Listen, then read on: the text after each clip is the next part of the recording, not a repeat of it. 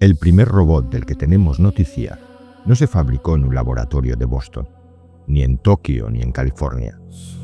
Se forjó en una isla del Mediterráneo hace más de 2500 años y fue dentro de un poema mítico. Era de bronce y caminaba sobre 2 pies sin cansarse nunca. Daba la vuelta a la isla de Creta 3 veces cada día, vigilando la costa. Cuando un barco extranjero se acercaba, arrancaba bloques de roca del acantilado y los arrojaba al mar hasta hundirlo. A veces se calentaba al rojo vivo en una hoguera y luego abrazaba a los recién llegados y los abrasaba contra su pecho de metal. Una bienvenida terrorífica, pero sonreía mientras lo hacía. Su nombre era Talos.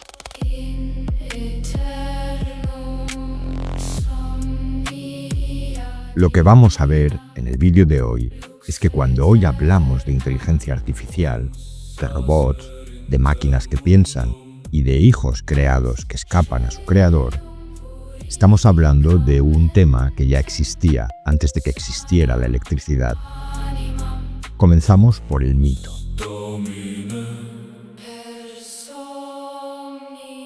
La fuente principal del mito de Talos es un poema escrito por Apolonio de Rodas en el siglo III a.C., la Argonáutica.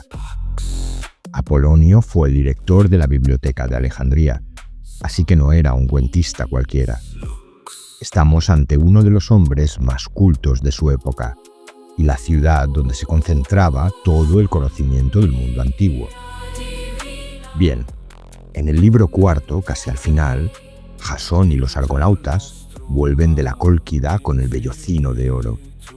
En su aventura han atravesado el mar, monstruos, hechizos y quieren atracar en Creta. Y entonces aparece Talos, que está vigilando la costa. ¿Cómo es Talos? Pues Apolonio lo describe con todo lujo de detalles, casi técnicos, porque Talos es un ser fabricado, es una creación con vida. Es biotécnica, vida hecha por artesanía y no nacido. La verdad es que hay varias versiones del mito y se cruzan, como pasa siempre con los textos antiguos. Apolodoro dice que fue Hefesto, el dios herrero, quien lo construyó y se lo regaló al rey Minos. Otras versiones dicen que Zeus se lo entregó a Europa para proteger la isla de Creta. Incluso hay una tradición que lo presenta como el último superviviente de una generación de seres creados de los que habla Hesíodo en los Trabajos y los Días, la conocida como raza de bronce. En cualquier caso, lo que todas las versiones comparten es lo mismo. Talos es una creación, una máquina con una arquitectura muy concreta y extraordinaria. Por dentro, Talos tiene una sola vena, una sola, y recorre su cuerpo desde el cuello hasta el tobillo. Pero por ella no corre sangre humana. Corre Ichor, que es una misteriosa materia con la que se mantienen vivos los dioses del Olimpo. En el extremo de esa vena, justo en el tobillo, hay un sello o una marca, que a veces se describe como una especie de membrana fina de piel y a veces como un clavo o un tornillo de bronce. Lo que Apolonio está describiendo es un sistema circulatorio cerrado, sellado por un componente mecánico. Está describiendo una máquina o un robot con su líquido funcional y su tapón. Bien, decíamos que este robot, Talos, observa la llegada de los argonautas cuando llegan a Creta, y entonces aparece Medea. Ella es una hechicera, sobrina de Circe, y que viene de la Cólquide. Cuando los argonautas no saben qué hacer ante el gigante de bronce que les arroja peñascos desde la costa, Medea dice: «Yo me encargo». Y su modo de encargarse del problema se las trae. No ataca al robot con armas, sino que lo enloquece. Invoca a las Keres, las espíritus devoradoras de la muerte, y conocidas como los rápidos perros del Hades. Medea fija en Talos su mirada hostil y le envía visiones fantasmales y una especie de delirio que entra por los ojos del autómata. Talos, perturbado, empieza a tambalearse, da vueltas sin sentido, se mueve como si estuviera mareado. Y al moverse, roza con el tobillo el filo de una roca y el clavo de bronce salta. El sello que taponaba el circuito interior se rompe. Y entonces el ichor, la sustancia que hacía las veces de sangre, empieza a salir. Apolonio la compara con el plomo fundido que cae sobre la arena y se enfría. Talos se balancea unos segundos más y luego se desploma con un ruido enorme, como un pino monstruoso derribado por los leñadores en la montaña. El primer robot de la historia ha muerto por un fallo en el tobillo, es decir, muerto por un punto débil en su arquitectura y por una mente enloquecida y desorientada. Bien, hasta aquí el mito. Pero, como digo siempre, el mito nunca habla solo del pasado. Si ha sobrevivido 2500 años, es porque cuenta algo que sigue pasando. Así que cambiamos de nivel y profundicemos más en esta leyenda mitológica. ¿Por qué Talos ha llegado hasta nosotros con su clavo de bronce y sus gotas de plomo derretido? La respuesta de la psicología profunda es que los mitos que duran no son historias, son representaciones de algo que ocurre dentro del psiquismo humano y que no sabemos nombrar de otra manera. Jung dijo que el mito es la lengua del inconsciente colectivo. Lo que la razón no consigue explicar, el mito lo escenifica. Nos pone delante una imagen que trabaja en nosotros, aunque no la entendamos del todo, especialmente cuando no la entendemos del todo. Y Talos es una de esas imágenes que llevamos dentro, y más ahora, con la inteligencia artificial llamando a la puerta. Talos se ha despertado de nuevo y nos proyecta 3 arquetipos cruzándose en este mito. Vamos a verlos uno por uno. El primero es Hefesto, el arquetipo del creador prometeico. Hefesto es el dios herrero, pero además es el dios cojo y feo, el que fue arrojado del Olimpo y acabó en una isla después de un día entero de caída. El más torpe de los dioses en lo físico y al mismo tiempo el más hábil con las manos. Una mezcla muy interesante, por cierto, porque dice mucho sobre quién fabrica las cosas.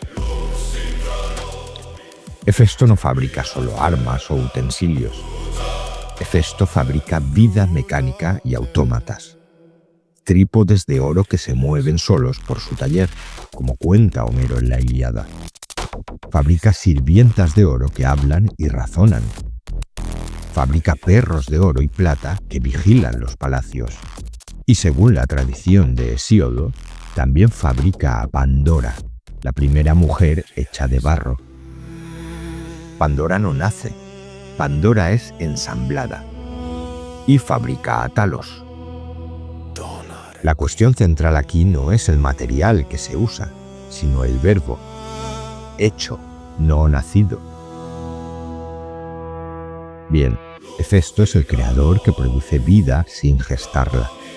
Prescinde de la biología, del tiempo y del vínculo. En la tradición judía tenemos al rabino que modela al golem en la Praga del siglo XVI. Y en el siglo XIX será Victor Frankenstein. Y no es casualidad que Shelley subtitulara la obra El moderno Prometeo. Y hoy quizá ese creador prometeico es el ingeniero que entrena un modelo de lenguaje en una nave industrial de California. Porque en todas estas historias, el creador es alguien que crea sin amar lo creado o que crea para amarse a sí mismo a través de la criatura, que es otra forma de decir orgullo. Hefesto se deshace de Talos y lo regala a un rey, para que sea como su perro de guardia. Frankenstein huye de la criatura el día en que su creación abre los ojos. Pigmalión esculpe a Galatea como espejo de su propio gusto, y la diosa la anima por compasión. Todos estos son formas de lo que Carl Gustav Jung llamaría una inflación del yo, el momento en que el ser humano se sitúa en el lugar del creador y olvida que crear en serio exige aceptar que lo creado no será una extensión de uno mismo, será otro, diferente, y no como esperábamos. Y ese otro nos mirará, y a veces nos juzgará. Hay algo en nosotros, en cada uno de nosotros, no solo en los grandes ingenieros, que le gusta fabricar. Fabricar es controlado, engendrar es vulnerable y muchas veces aleatorio e inesperado. Y muchos quieren ahorrarse esa aleatoriedad. Pasamos al segundo arquetipo, que es más raro, pero más importante, el de la criatura creada. En 1919, Sigmund Freud publica un ensayo que es clave para entender por qué la inteligencia artificial nos provoca lo que nos provoca. Se llama en español algo así como lo siniestro o lo ominoso. La palabra original alemana es difícil porque significa literalmente lo no familiar, pero su raíz, Heim, quiere decir hogar.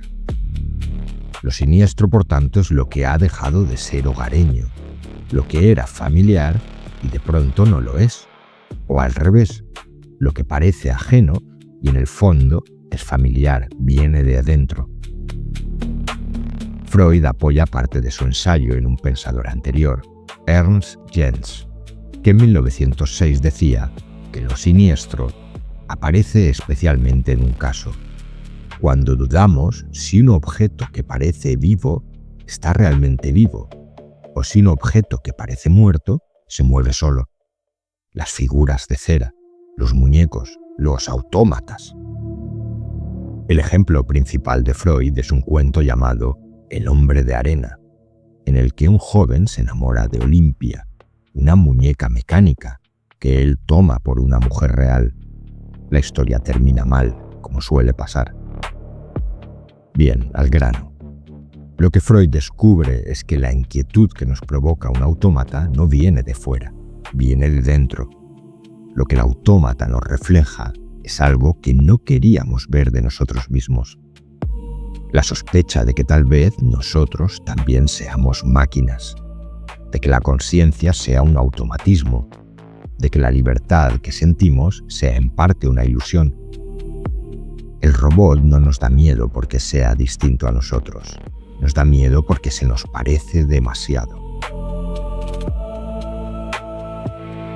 Es lo que en 1970 el ingeniero japonés Masahiro Mori bautizó como el valle inquietante, el punto en que un robot se acerca tanto a la apariencia humana que en lugar de tranquilizarnos, nos repugna.